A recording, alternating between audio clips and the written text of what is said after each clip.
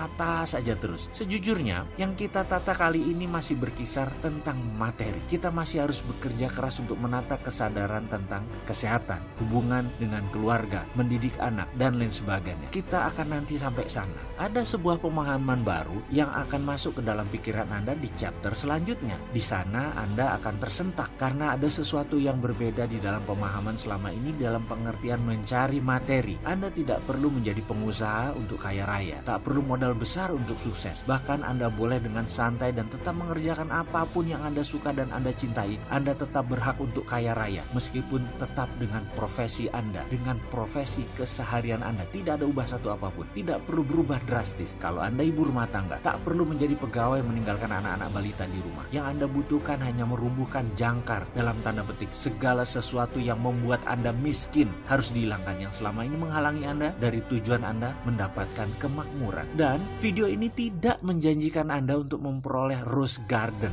bahwa semuanya mudah, semuanya enteng, semuanya mudah membalik tangan. Tidak sama sekali. Yang harus disadari adalah semuanya dimulai dengan keyakinan, yaitu keyakinan baru. Jadi sekali lagi saya ulangi, siapa bilang mau kaya harus berbisnis? Siapa bilang sukses itu mudah, hanya perlu bekerja pintar tanpa modal, tanpa kerja keras? Kita akan luruskan semua itu. Saya jamin yang berbicara bahwa untuk sukses harus berbisnis, atau ada yang mengatakan sukses itu mudah tanpa kerja keras, tanpa modal, tanpa kerja pintar, adalah seorang pembelajar yang baik, tapi bukan pelaku yang menjalankan roda pelanggan, walaupun saat itu hanya skala warung. Nah, ini sebuah keilmuan yang dipelajari melalui jalan hidupnya. Siapa yang bisa melawan keilmuan dagang seperti itu? Mau makan sekolah sampai S3 di perguruan tinggi ternama sekalipun, gak akan diajari hal itu. Lalu sewaktu dia berbisnis di usia 20 tahunan, sebenarnya dia sudah memiliki ilmu dagang sebagai platform pola dalam pikiran bawah sadarnya. Jadi, berbisnis merupakan matriks yang rumit, yang seharusnya tidak dipikirkan tetapi dijalankan. Untuk berbisnis, Anda harus memiliki komitmen dan ide yang terlatih. Bahkan sahabat saya mengatakan, sekreatif apapun ide Anda, kalau tidak laku dijual, namanya Anda tidak kreatif.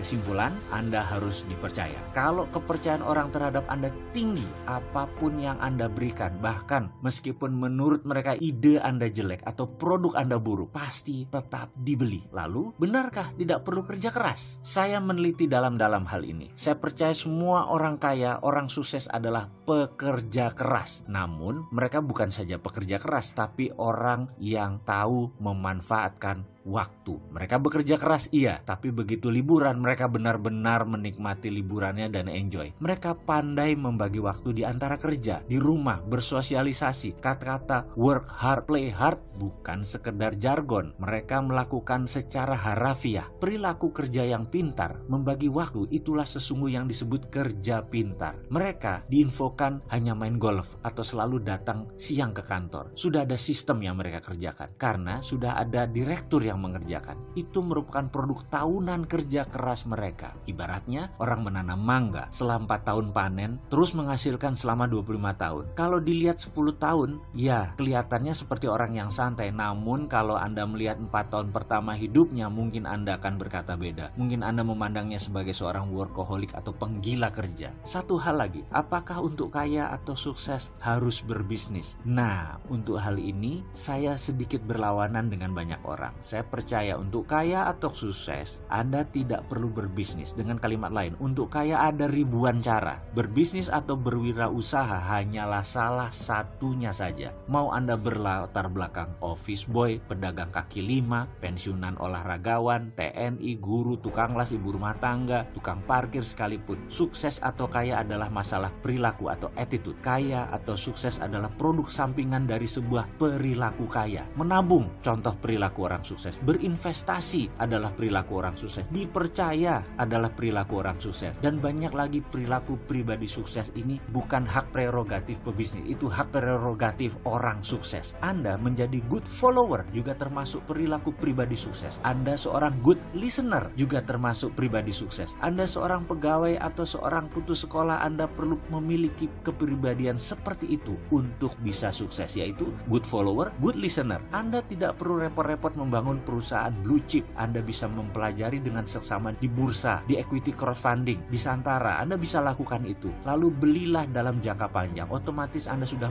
merupakan shareholder perusahaan tersebut. Walaupun minoritas, namun tetap saja Anda termasuk pemilik sebagian saham perusahaan tersebut. Misalnya, Anda tahu di masa sekarang bisnis retail akan naik melihat net income per kapita di Indonesia sudah 3.800 US dollar. Jadi belilah saham Unilever, lalu simpan selama 5 tahun, dijamin kenaikannya pasti. Itulah berinvestasi. Bahkan ada yang unik nih, sahabat-sahabat istri saya dan kelompoknya memiliki kebiasaan aneh. Setidaknya menurut saya, setiap bulan mereka arisan. Dia namanya juga ibu-ibu, tapi ada yang aneh di kelompok ini. Setiap arisan isinya adalah perdebatan data dan informasi saham apa yang mereka akan beli bulan ini. Lalu siapa pemenangnya akan ambil uang tersebut di tahun depan. Misalnya masing-masing store 1 juta rupiah. Ada 12 peserta. Jadi setiap bulan ada saham yang dibeli senilai 12 juta yang akan dicairkan 1 tahun setelah diinvestasi. Misalnya dari hari kocokan tersebut Ibu A mendapatkan pemenang arisan bulan itu. Kemudian dibelikan saham kelapa sawit